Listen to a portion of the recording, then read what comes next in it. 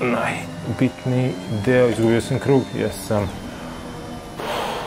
Zašto sam ovaj video rešio da pravim sa najtežom stazom u kalendaru? Jezivo teška krivina. Imam noćne more od ove prve krivine. Izgubio sam krug. Prerano kočenje. Ne, treća. Koliko sam izgubio u samo jednoj krivini. Loše. Kasno. Pozdrav! U današnjem videu vam pokazujem kako najbolje, ili makar kako ja najbolje znam da vozim stazu u Mađarskoj, odnosno Hungaroring. Proći ću kroz sve krivine i na kraju ću pokušati da odvezem neki brzi krug i nadam se ću imati neko pristojno vreme. Ovo je krivina pre ciljnog pravca, pre nego što je počeo krug, i ukoliko vozite već krug koji je brz, treba da uzmete malo užu putanju, a ukoliko vozite krug koji tek treba počne za kvalifikacije, možete da uzmete malo širu putanju kako biste ukrali koji kilometar više na kraju pravca. Naravno, idite skroz levo, nemojte pređite liniju. Ovde se pre toga pali DRS, imate zvuk za to. Kočenje je kada idete punom brzinom i gledate znak 100, kada mozak vaš u momentu kada prestane da vidi broj 100, tada treba početi da kočite i veoma je bitno da kočite, da idete pravo i da kočite i da ne pokušavate da skrećete i da kočite na ovoj krivini, to nije moguće. Veoma brzo treba da spustite brzine, makar do treće, i skretanje počinje tek kada počnete da dižete kočnicu. Jednostavno formula neće skretati dokle god držite kočnicu dole i ujedno kako dižete kočnicu i okrećete volan, tako će formula konačno početi da vas sluša i skrenuti. Nemojte gaziti ni ovaj ivičnjak, nemojte preterati sa ovim ivičnjakom, nemojte odmah skrećite desno, držite malo pravo da formula ostane stabilna, nemojte da ostanete u niskom stepenu prenosa dugo, pređite u četvrtu petu, tu čak ima i DRS koji ne morate pre pete da žurite, da upalite, jer ništa nećete dobiti sa njim, možete samo da napravite da formula bude nestabilna. Sada dolazi jedna relativno teška krivina. Takođe, ovde možete malo da okrenete formulu u levo i kada kočite, poenta je da ne žurite sa dodirivanjem ivičnjaka i temena krivine, a možete čak i da u potpunosti izbegnete ivičnjake, zato što vas čeka jedan deo koji je veoma brz i dobro je da tu uhvatite što više brzine. Zavisno od toga koliko ste brzo prošli iza, možete da u ovu krivinu napadate skroz sa leve strane i onda da sečete, ili da vozite malo usko. U principu, razlike se neće videti, jer jedna linija će imati jedne brzine, druga linija druge, i na kraju kad se sve sabere i oduzme otprilike, vreme bude isto. Dolazimo do najzanimljivijeg dela staze, da otprilike do njega dolazite u 7. brzini.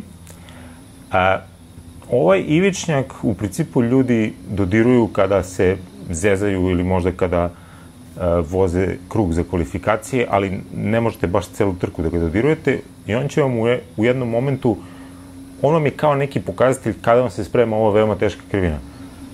Nju sečete normalno, ali poenta je da ovo treba jako da se vežba, zato što ovde veoma lako možete pređete preko linije i da vam se poništi krug. Znači, gađate da ne pređete sa sva 4 točka preko linije. Brzo hvatate levo i sada je krivina kod koje takođe ne moramo baš da brinemo da li ćemo preći preko ivičnika i da li ćemo dotaći teme krivine na pravom mestu. U principu, ta jedna putanja koja faktički zaobilazi ovu krivinu je mnogo bitnija i ona nas vodi skroz na levi deo staze, gde treba da ostvarite što je moguće veću brzinu. Sada dolazimo do jedne klasične šikane, ovde otprilike dolazimo u 6. brzini, kočimo veoma jako i spuštamo na 3. Pazimo da ne najašimo ovaj desni deo ivičnjaka, zato što će on previše poremetiti formulu, već samo ovaj niži deo ivičnjaka. I drugi deo šikane, levi deo šikane, skoro ne tretiramo kao krivinu, zato što ako se previše fokusiramo na ovu šikanu, izgubit ćemo vreme, poremetit ćemo formu, već mislimo na onoj krivini tamo iza, koja se vidi, i ovde faktički počinje nešto što nije pravac, ali ja bi ga nazvao kao pravac, zato što je to mesto na stazi gde vozite veoma brzo, gde jako malo kočite i gde možete izgubiti mnogo vremena ukoliko već sa ove tačke ne krenete vozite veoma, veoma brzo.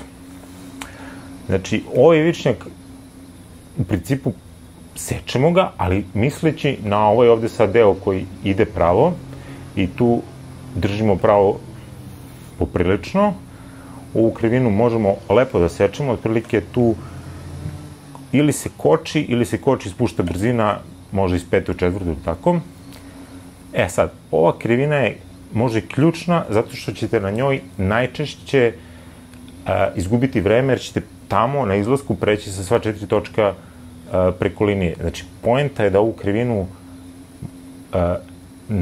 da ne krenete previše rano da skrećete u nju, zato što će auto podupravljati, neće imati rotaciju, brzina će vam biti takva da će vas jednostavno odvući van staze i izgubit ćete vreme. Znači, kasno ulazimo u ovu krivinu, čak ne ni ovako kako ja stojim, još levlje i više oštrije sečemo i dodirujemo teme krivine negde već pri izlasku i pokušavamo, najbolje što znamo, da ovako prođemo, da skoro sva 4 točka izbacimo sa staze. Sada ovde imamo jedan brzi deo, ova krivina faktički ne postoji, zato što možemo uvozimo pun gas i ovde negde dolazimo otprilike 7. ili 6. brzini, zavisi koliko ste dobri i koji je vaša ritam menjanja brzina. U svakom slučaju, ovu krivinu možete da pređete tako samo što ćete malo pustiti gas ako ste dovoljno izvežovani, verovatno u 6. brzini i takođe možemo koristimo izlaz iz nje poprilično. Dolazi jedan deo koji, kada se izvežba, više nije toliko težak, samo ovde da zakočim. Znači, otprilike, kočenje treba da počne pre znaka 50.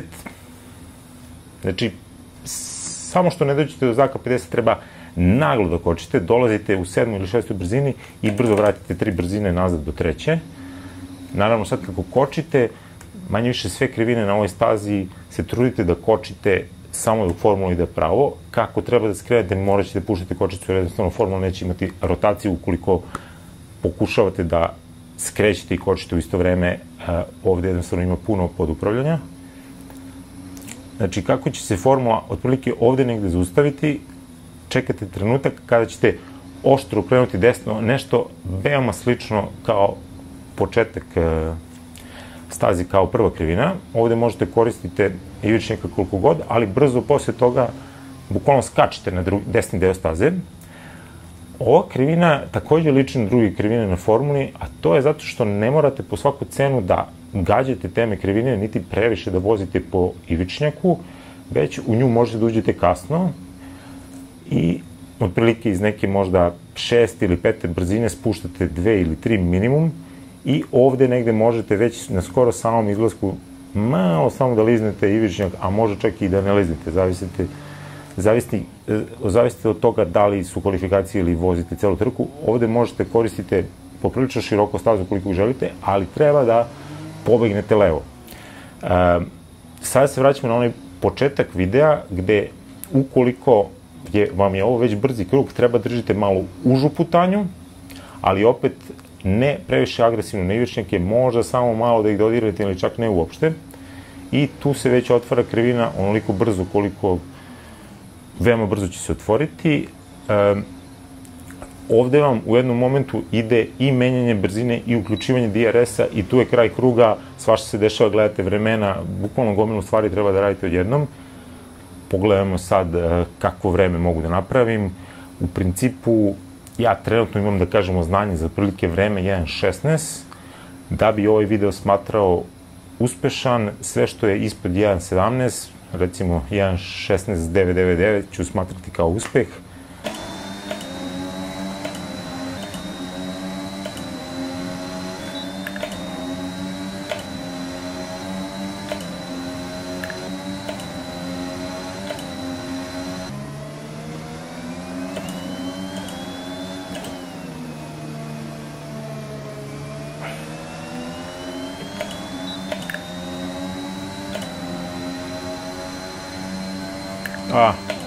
Zaboravio sam DRS.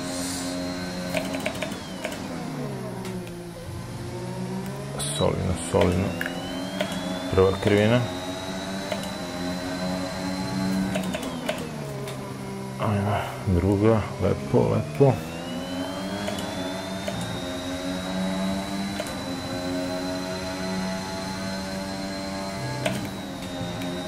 Nisam mnogo izgubio. Rekao bih nije ovde.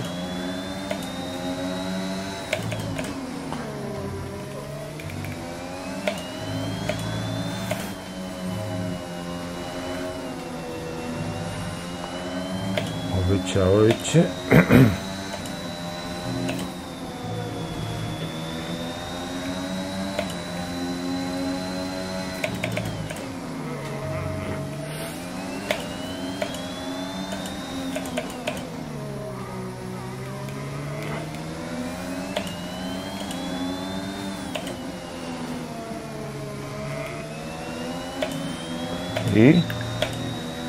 I